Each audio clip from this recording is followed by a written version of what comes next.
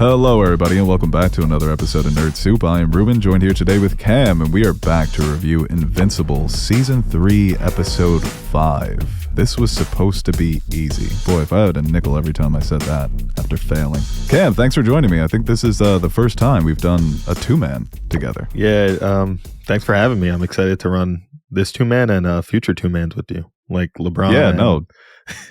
Like LeBron and Drake. Oh, I thought you were going to say LeBron and Luka, but you had to go and take it there. Come on, that's not our style.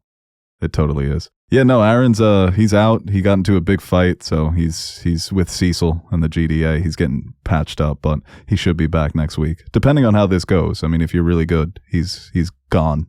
So I can get the call up to the Guardians. yeah, we're bringing you to the big leagues. You're like our multi-Paul, troubled, but very talented. And yeah, good episode. I think it was compared to the first four, a light episode. I've seen people criticizing it as, oh wait, I didn't even tell people where they can listen to this. Anywhere you get your podcasts across all podcasting platforms. And if you want more Nerd Soup, go ahead and check out our Patreon page. And social medias, at Nerd Soup, at Beau Soup, and Cam's more low key. Yeah, I'm hitting out here. You can find me if you start looking hard enough. You'll find me. Gotta have that Cecil connection, Gotta have those. A lot of Cecil references. Actually, that's the first point I kind of want to make about this episode. When Cecil's not in Invincible, it's just not as good. And it's not to say that it's not good, but he really is the driving force for my interest in this show. I mean, I love Mark Grayson. And I was recently talking with Andres that he might be the best Superman archetype that we have over the last 5 or 10 years or so. I used to think it was Deku, but now I think it's Mark. But no Cecil, my interest does wane a bit. Yeah, I feel like this season especially, Cecil has been the best part of the show. I mean, not to go back too much, but episode 3 of this season where you get the Cecil backstory to start, that was some of my favorite parts of the whole season so far. It shows when he's not in the show now. And I wonder going forward if he's not going to be in it as much, considering him and Mark have beef now and Mark kind of just doesn't fuck with the GDA at all anymore. So I was disappointed not to see Cecil in this episode, but all in all, it was a good episode, even though it felt a little more lackluster. It's funny because when they were flying around looking for Oliver and he goes, should I contact Cecil? I'm like, yeah, hit up Cecil. What is Cecil doing? So I think there's even a hint of, even going back to the way Mark has acted throughout this season and even in the past, he does almost become like a little fascist when he doesn't get his way. That I can just break into the Pentagon. I can pretty much do whatever I want because I have these superpowers. Who gonna stop me? Yeah, no, it really comes down to that. And I think there's a genuine fear there for Cecil when Mark acts that way. But yeah, this episode focusing more on Mark and Adam Eve and their budding relationship, a long time coming. And I got a kick out of the title card when she's pitching Invincible Inc. I thought that was clever. They always find a clever way to put that in there. And then the return of characters like Titan. Hold on, let me take a swig. You're good. Get a little Johnny Walker in you or something. I legit almost poured myself a Johnny Walker for this review. And I was like, you know what? Let me not do that. Get out the White Walker, the Game of Thrones one. All my fucking Don Draper shit. Drinking at work. Cheating on my wife. Watching movies instead of doing work. No, the return to Titan and the return to Machine Head. We still need to figure out how Machine Head hired Battle Beast in that season 1. We're going to need more backstory on that. But Titan's fun. I mean, Mahershala Ali, we never see him in movies anymore because Marvel's holding him hostage, but it's fun to see him voicing this character. Yeah, dude. Titan is a great character. Mahershala Ali, like you said, is just one of the best in the business right now. I hope we get to see him in Blade, but most likely that'll never happen. It's always great when we get to see Titan, though. Machine Head's great, too. They've really had one of the better episodes in season 1, in my opinion. And to see them both back had me very excited, especially 1 week after seeing Battle Beast in the Alan the Alien and Omni-Man little skit we got. Yeah. That might have been my favorite part of the season so far, the stuff with Alan and Omni-Man. But yeah, Titan is a good character because they're kind of doing the kingpin role with him, where, yeah, I'm a bad guy, I'm committing murders, I'm a crime lord, but I protect my city. I keep the streets clean. My predecessor, it was chaos. And Mark obviously still hesitant to trust him because of the way Titan tricked him in season 2. And he ends up being tricked in essentially the same exact way. And further developing the idea of we can't be the good guys and also save the world. And I think with Mark, it's a lesson that Cecil had to learn the hard way. Mark is continuing to learn it the hard way because his first instinct is always jail. That's what a good guy would do. When you see a bad guy, you see a villain, you send them to jail. As we know, the world is way more complicated than just that, good and bad. But I thought Mr. Liu, that was, you always think Mark's going to pull through. It's like, yeah, he's a big dragon, but he's invincible. Maybe he won't hold back because of how powerful this character is, but he still gets the edge on him. And I do wonder if they're setting up these powerful characters like Battle Beast and Mr. Liu and some of the other, loose threads that they've left out there to eventually they're all going to team up against the Viltrumites. That it's essentially just like teasers for that final battle. Yeah, I think that has to happen. Obviously, Battle Beast hates the Viltrumites. Mr. Liu, I don't think really has any attachment to them. You need guys like that. You need the heavy hitters if you're going to be going against this army that's coming. I don't know how many people are in the army. I think last episode Omni-Man said it's like 20 pure Viltrumites left. 50. Yeah. 50, okay. But 50, I assume you have to there's... imagine they got some cannon fodder. Yeah. They have to have a couple marks here and there, right? They got to have at least a couple thousand of them, I would think. So you're going to need all the guys you can get. But Mr. Liu being able to hold his own against Mark in the episode and essentially beat Mark, he had Mark on the ropes there. You would think that could I get to the spoilers at the end of the episode? With go ahead. Yeah. Him coming back at the end with, I don't know how he's coming back with the whole... his guy putting his soul in him, whatever you want to call it. They're going to need a weapon like that. You never died and had your boy put his soul in you to bring you back to life? I can't say I have. I think actually that's what's happening to Aaron right now. Teddy's doing some voodoo on him. But yeah, no, he comes back, and I always love the mid-credit scenes that they do. So yeah, I'm wondering, obviously he could come back for revenge against Machine Head and Titan. Machine Head taking over the Order and Titan just ruling over whatever the name of the fictional city is. But I do really like that idea of, obviously we can't get an army of Viltrumites to match them on our own, but we can get all these other freaks that we've met throughout this journey and convince them like, hey, you're not good guys, but they're trying to destroy the world here. It's our world too, type of thing. Yeah, exactly. And like I said, I think you need those guys because like Rexplode ain't getting the job done. Like those guys are getting mopped if the Viltrumites pull up, if we're being real, right? They're barely beating the Lizard League.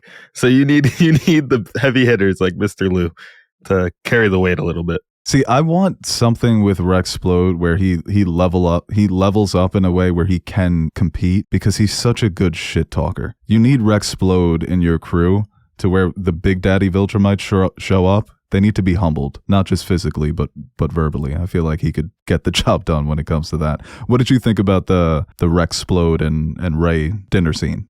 I thought it was good. It's crazy to me because after that scene, I was just thinking back, like Rex was one of the, he still kind of is, but he was one of the biggest dickheads in the show to start. He was an asshole to Kate in the beginning of the show and basically to everybody he met.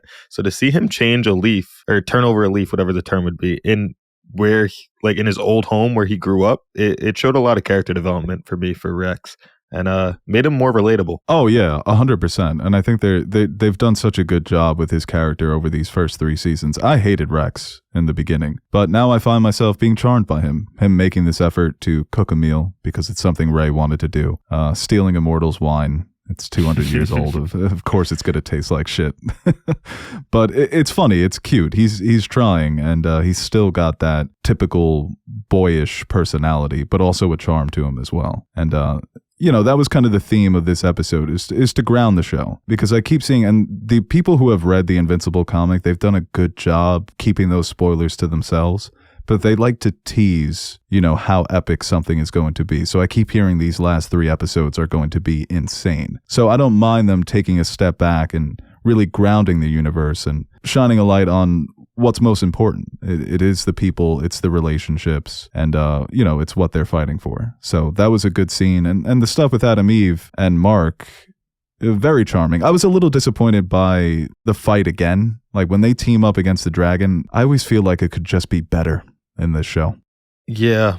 Not only the animation, but just the creativity of their powers. Exactly. Mark's picking up the rocks and throwing them at Mr. Liu. Why can't Eve just, I don't know, turn those rocks into diamonds or something, just to make it like a little bit more like a team up.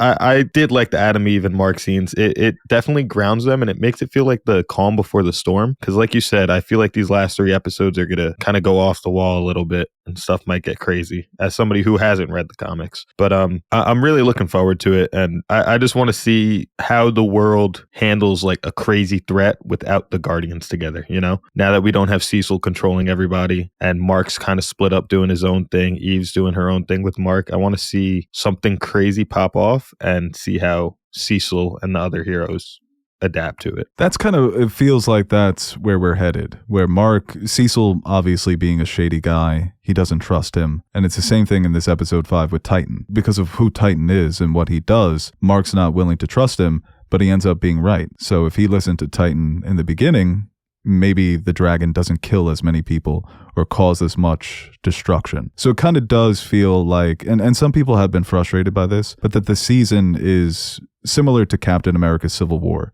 You divide the team and then you hit them with this intergalactic threat that makes them realize, okay, we may have our differences, but we need to be united for what's coming. And then there are a lot of lessons to learn about just being a hero and the complicated, difficult choices that you have to make. You know, like I said, with Mark, he's not willing to trust Titan, and that ends up being the wrong decision. So I thought that was brilliant too, where Mark is going to die, or it looks like he's going to be severely injured, and then Mr. Liu is killed by Machine Head. And when Adam Eve says, "Are you all right?" and he's like, "I don't know." They do a good job of that, of inserting those moments of vulnerability and humanity after a big fight, to where it's like, yeah, you want to celebrate the victory, but Mark's shaken up. For a character as strong as him, half Viltrumite, he could still feel a little scared in these moments. Yeah, dude, that's one thing about Mark. I get that he's Viltrumite, but he is also very human. This dude's been getting his ass beat for 3 seasons, man. Like, I've never seen a main character get their ass beat this much. Deku hurts himself, and Mark is still getting less damage than Deku does, or getting more damage than Deku does. I clear this up for me. Do Viltrumites get like a Zenkai boost like Dragon Ball Z? Like how the Saiyans get, you know what I mean? Where if they get their ass beat, they get stronger? Or no, they just have to train for it? So somebody else I was actually Andres. Andres was theorizing about that as well, that because of Omni-Man being beaten to near death, and then when he goes to fight, he was so much stronger. I mean, he did have Alan there teaming up with him, so they were able to take out that Viltrumite, but he seemed fine. Like, for being beaten to near death, he seemed okay. So Yeah. I definitely think that could be a concept that they're playing with. I know that Alan has that, and that's why Alan got like crazy strong after almost dying. But if like the Viltrumites, if Mark has that, why don't we just send these dudes to beat his ass more often? Honestly, like all that training he was doing, let's just like hit him with that cannon Cecil's got a few times and just see how strong he gets. If you told Cecil about that theory, the things that he would do, Dude would have him in the White Room for weeks, man. just one fucking electrolyte away from death every single day of training. Just Yeah. emergency Gatorades to bring him back to life. So they said earlier in the season that Mark is about twice as strong as he was when he fought whatever that woman's name was, the Viltrumite who showed up. Yes. So- yeah. That's still not strong enough, though, right? Like, No. like no. if he's losing to Mr. Liu, respectfully, like, there's levels to this. There's no way he beats a Viltrumite at this level right now. So the most impressive we've seen Mark is when he's fighting side by side with Omni-Man, and he tells him, basically, this planet's toast. You don't have to hold back.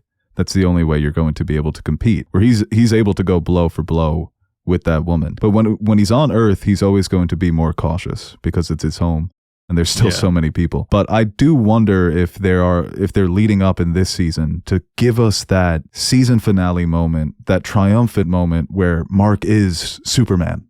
Where, yes, because of who he is and he's the main character, he's going to win. And it's not going to be near death, but it's going to be one of those epic sort of anime moments where the music swells up and the animation gets a little better, and and Mark's personality, he really locks in like All Might does, when All Might's not smiling. I do wonder if we're going to get that this season. I would like that for sure. I mean, he deserves it at this point, right? We've never seen him get his flowers, so it'd be nice for everybody to acknowledge him as like the world's #1 hero and the protector of Earth and Omni-Man's true successor. Because even Mr. Liu is like, I'm going to prove that your name is not accurate or whatever he says. And Mark's like, yeah, you're not the first person to say that. So he's like, yeah, no, plenty of people have beaten the shit out of me. But I also like the line from Mr. Liu where he says, your power comes from the stars, but my power isn't from this reality. I was like, wow. That's bars, bro. Motherfucker says that to you, you're in trouble. Yeah, that sinks his teeth into you. But he got cocky, and I kind of like that too, that Titan knew he would overreact to Titan's disobedience. When he walks in, he's like, where's Paul? Titan's like, I'm not doing that. So he just spazzes out, and he leaves himself vulnerable. Because even though he's got the big bodyguard to protect him, obviously it doesn't work because Titan's sidekick and Machine Head are able to take him out. So Titan, like you said, he's a good character, and I kind of enjoy him. It's always funny when Invincible's flying around and he has to carry him. That was something I forgot happened in season 2. So it was funny when they brought that back, and he ends up winning. Yeah. Titan's a very good character, I think. I mean, he's a lot smarter than people give him credit for. Like, he says to Invincible in one scene, like, oh, do you think I'm that dumb to risk my life to just come here and, like, try to reason with you or whatever it is? He just continues to impress me, dude. Him and Isotope cooking up that plan to fake his death. Yeah, teleporting him off the roof and everything. I was like, this dude is just 2 steps ahead, even the biggest criminal mastermind in the world. So yeah, he's a fun mastermind. It's a character arc that or a character archetype that I always enjoy. And even the scene that he has with Machine Head in the jail, when Machine Head's telling him all the things that are going to happen to him, that guy is just so insufferable. Who the fuck is that voice actor? I was wondering the same exact thing, dude. Oh, Jeffrey Donovan. Okay, he's really good. With the auto-tune and shit, it kills me every time I hear him, man. It's like almost a bit distressing to listen to. It's kind of a reminder that he's not human, the way his voice cracks in the auto-tune. Yeah. It kind of feels ominous to me, but he was real funny. And just Titan staring him down. And he tells him, like, you really think I'm that stupid? Like, I don't have a plan here. And then even at the end where Machine Head lets him go, says he caught him in a once-in-a-lifetime good mood. So all that stuff, I can understand why people will be frustrated by this episode, but I don't think it's necessarily filler, because I think it's, you're getting the development with Mark and Adam Eve, early stages of their relationship. Are they going to move out, sneaking around, Debbie knowing that they're fucking, or Oliver being the typical younger brother, like, why would you fly out of his window if you were just going to come right back? But I think it just, like I said, it gives Mark more perspective on the world, and it once again shows him that he doesn't have the best instincts for things like this. Like, that moment where Titan lets his guard down, quite literally, should tell you something's going down. He's just not going to, in broad daylight, try to fight somebody like you. That there has to be more to this. And yeah, there could be deception here. His instincts suck. And I know he's young, but it's something he needs to get better at. And I think it's more lessons for Mark, so I don't think you could consider it a wasted episode. Yeah, people are going to be mad, of course, but I think people just hate character development at times. Like, it's something that we needed. And like you were saying, his instincts are low. Like, he doesn't have much experience in superheroing. It's only been, what, a year, 2 years maybe? Not even? Yeah, 2 years, you would say. That house across the street still isn't fixed, so it can't be that long. But I always think to myself at times, like, Omni-Man wouldn't be getting fooled in these situations, He'd be locked right, in. no. But he has years of experience. That's the difference. Right. So yeah, I think we need to see Mark grow up a little bit, but that's obviously what we got to just wait and see. It's not going to just come overnight. I guess the argument against it is we've seen a lot of it already, but even an episode like this, it's similar. It's quite literally the same thing that happened with Mark and Titan in season 2. It's funny. It plays as a bit. Mark was fooled again. Not in a way where you can be so upset by Mark, be like, man, dummy, what the hell are you doing? And it's still a difficult choice. But I kind of like that the show is willing to show characters making the same mistakes that they've made in the past. And they're inching towards figuring it out, but they're not quite there yet. Yeah. So I don't mind a show doing that. I think that, like you said, at the end of the season, we possibly get a moment where Mark gets his flowers and he really becomes a true hero. And then next season, when we go back into the bit, maybe Mark outsmarts Titan or something like that. Ooh. You know what I mean? Like, maybe he pulls the rug a little bit. Also, with all the circumstances and going on in Mark's life right now, I feel like we got to give him some credit. Like, okay, yeah, he can get tricked. Dude's raising a kid. He just found out he has a little brother. His dad's a murderer. Like he's not having the best time right now. Cecil, he just left the Guardians or not the Guardians, but working for Cecil. Like his head's not the clearest as it's been, and he's definitely going through some development here. Yeah, like even going back to the Deku comparisons. For Deku, it was similar, trying to hone your power, trying to live up to the mantle, and figuring out the responsibilities. This show takes the domestic approach, where the family stuff truly does matter to these characters. It's not just the superhero stuff. And like you said, the approach to Oliver, of course they're nervous because of his powers and that he doesn't hold back when he fights the Mauler twins. At the end of the day, it's very similar to any other show about a kid coming of age, where he sneaks out and he makes friends, even though he's purple, so he's a little different compared to those kids, but they don't care. And he proves himself to Mark that he can hold back. That was one of my favorite scenes of the episode. When he clenches his fists together, I'm like, oh, he might smoke these kids right now. But then he just goes and pantses them. And I was like, that was a great moment, because I feel like Oliver showing some growth could be the catalyst that leads to Mark growing up a little bit more, you know? Yeah. It's a classic, you've done more for me than I've done for you as my little brother. But in that moment, I was terrified, similar to Mark, thinking, man, he's going to put these kids through a fucking wall. He's just going to blast through them, turn them into lasagna. Yeah, I hope we get more moments like that, though, of Oliver just being a kid, Him going around, living day-to-day life, messing with people, skating with the boys. Show a little humanity in the alien. So I do want to, because Eve is like, see, he's just a good kid. And it's like, yo, Eve, you didn't see what he did to the Mauler brothers. Yeah. The Maulers are done. Bro, R.I.P., right? They got to be done. At this point, the bit is over. Clone. They didn't have a clone, no. Right? Unless we find out they just had one printing in a lab for some reason. Dude, or they're triplets. Yeah, imagine. There's a third Mauler twin. He's just like voiced a little by Steve Buscemi. Yeah, he's like super a golem. Skinny. Yeah, exactly. But it's not only the way he killed the Mauler brothers. He straight up was like, you deserve that. That's what happens when you're a bad guy.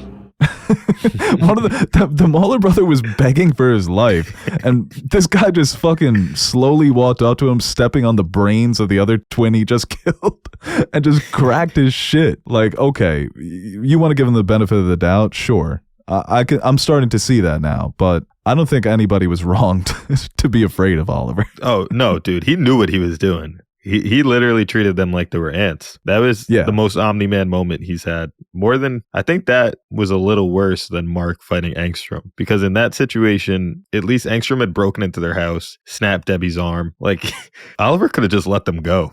He could have chilled out. He was going after him for no reason, man. No, it's like, yeah, they were doing a bad thing. But like you said, the attacking Mark's mother, you can see why somebody would lose it, why he would lose his cool. But Oliver, he didn't lose his cool. He's just way stronger than him. Yeah. And there was a great shot for a bit of a spoiler, minor spoiler, but it looks like Mark and Oliver are going to be fighting against somebody in episode 8, because that's the thumbnail that they have on Prime. And It doesn't look like it's going so well for them. So I love that idea that, Oliver doesn't hold back, but they're introduced to a villain that's strong enough to where you have to go beyond what your maximum power even is, even if beyond you don't hold plus back. Ultra. Yeah, plus Ultra, seriously. So fucking Deku was touching numbers that I didn't even know existed. They would be like, if you use 100% of this power, you'll die. And Deku was like, I'll just use 1,000,000%. That episode 8 thing is interesting to me, though, because I wonder if it's going to be a situation where it's not like Oliver sneaks up and joins the fight, but Mark says to Oliver, yo, I need you to beat this guy.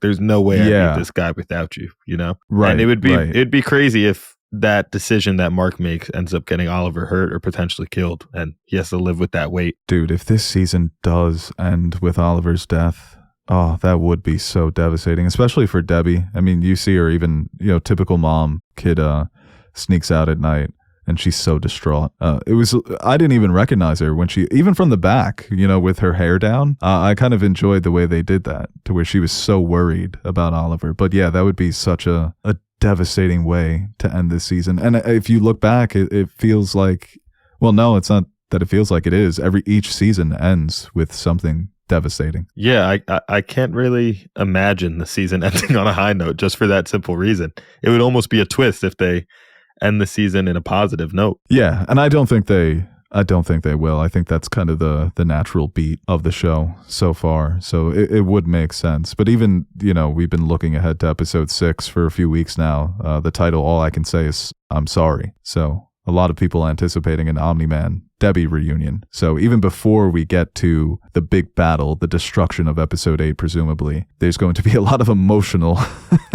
destruction, if you want to call it that. At least that's what I'm anticipating or predicting. Yeah, I could totally see that.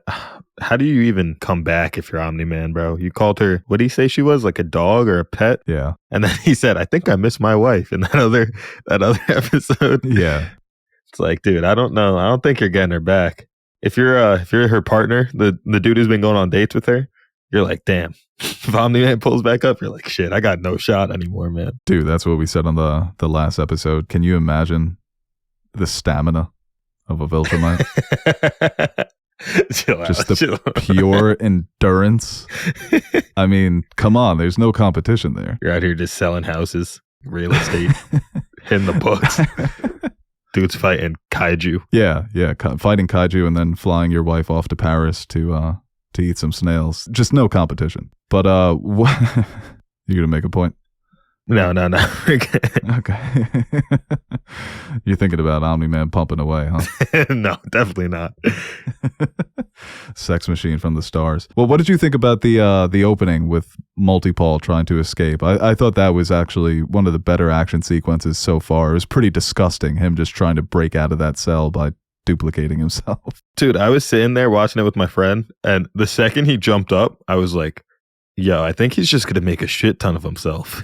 And then he just makes like hundreds of him and is just killing them. That was so gruesome. It was messed up. But I was wondering, does he feel that? Do you think like what is the deal with each of those clones? Does he feel any type of pain from that? Or because he's sitting up there watching it and he looked kind of disgusted even for him. He's a murderer, but he still seemed like, damn, this is kind of cruel. Yeah, no, it's interesting the way they play with it because it seems like you can store a clone away. But if you die and all the other clones die, but that clone is out in Aspen, just chilling, you're still alive. So it's like a hive mind, but the way that they framed it here is that he was the true Paul.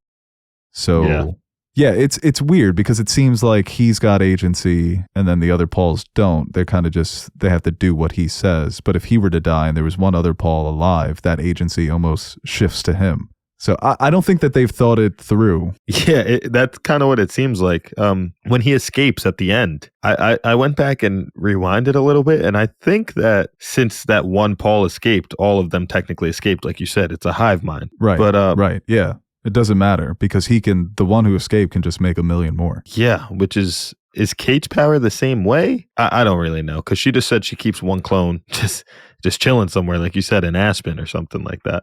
Right. So I think it's one of those things of whatever fits the story because we're watching it, him in the cell. He's going to be the main one, and all the other guys have to, wailing and bleeding out. It was so nasty and gnarly to watch. But I like how the show does that too, where they'll go any avenue, any route to exploit their powers, regardless of how disgusting and disturbing it is. It's like it's just like realizing that this could be done. Any way that they can get the edge up, they're going to take it. It feels very social Darwinism, survival of the fittest. I'm out in the wild. I can use this club to beat the shit out of you. I'm going to do it. I'm Multi-Paul.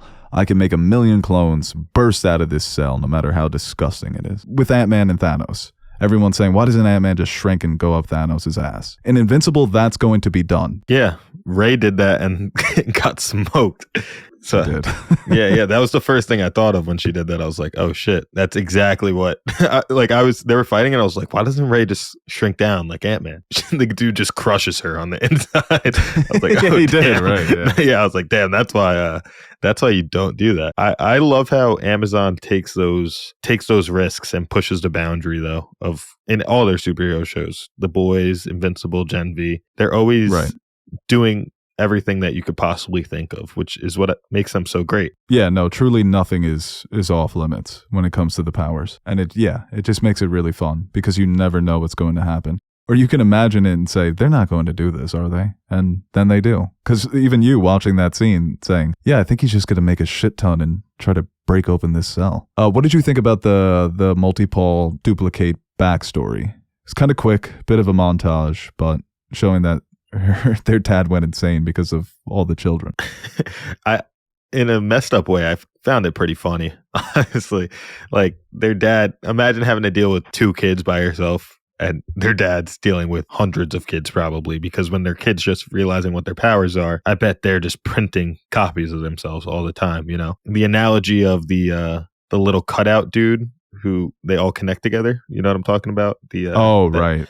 That he leaves on Kate's thing at the end. I thought that was a funny little reference or symbol that they used. That does suggest that there's a possible redemption in Paul's future. It's a bit of an olive branch to Kate after being so disagreeable and evil. The backstory overall, though, they were talking about how it was their dad's birthday and Kate still checks up on him and he's still insane. I wonder if we get more to that, like Paul going to visit his dad at some point or something, or their dad not being insane eventually. Because I feel like we have to get more of the Kate and Paul dynamic going forward for sure. Yeah, Paul obviously is carrying around a lot of pain, and outside looking in, I think it's pretty hard for us to blame their dad in that situation, and Kate doesn't. But I do wonder if for Paul, it's going to be a moment of, if he does go and visit his dad, if that's going to be the choice he makes. If he truly does blame his father, will he kill him and then permanently be a bad guy?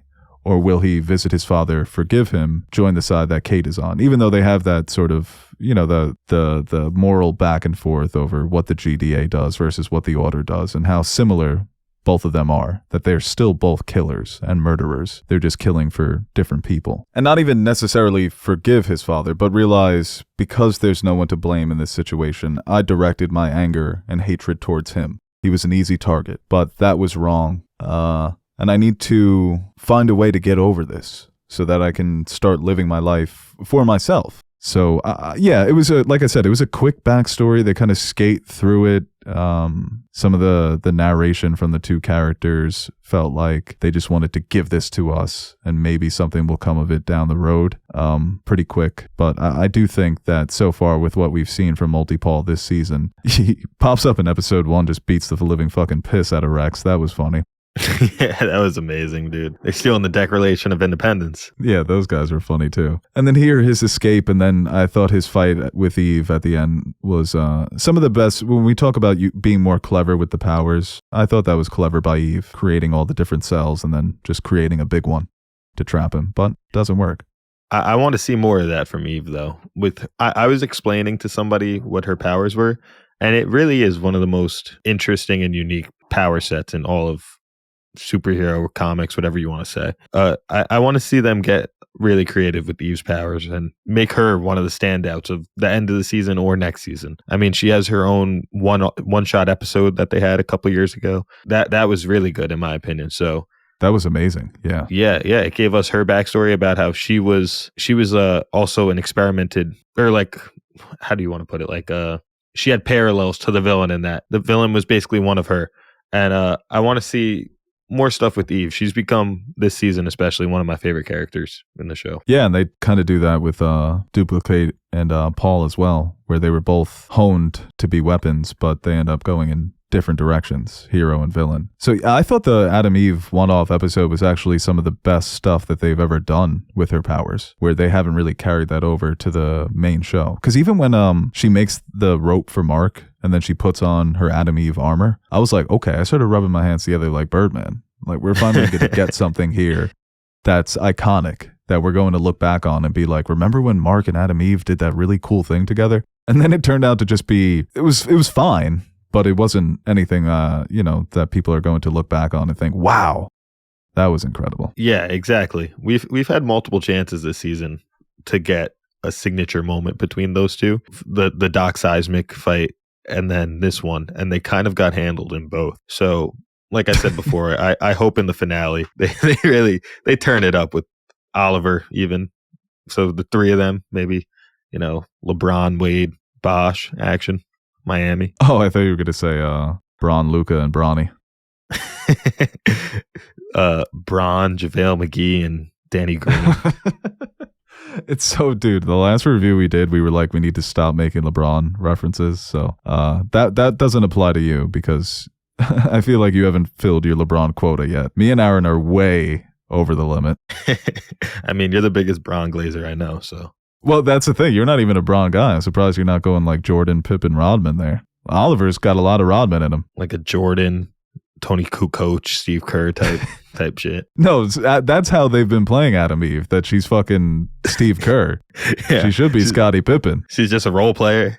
Yeah, she's really multiple-time All-Star, top 3 in the game at the time, probably top 5, top 10. Yeah, good locker room guy, Yeah, and they're acting like she's solid, like she's Rexplode out here. I was gonna say one thing I would like to see in the coming episodes though is more of the Guardians.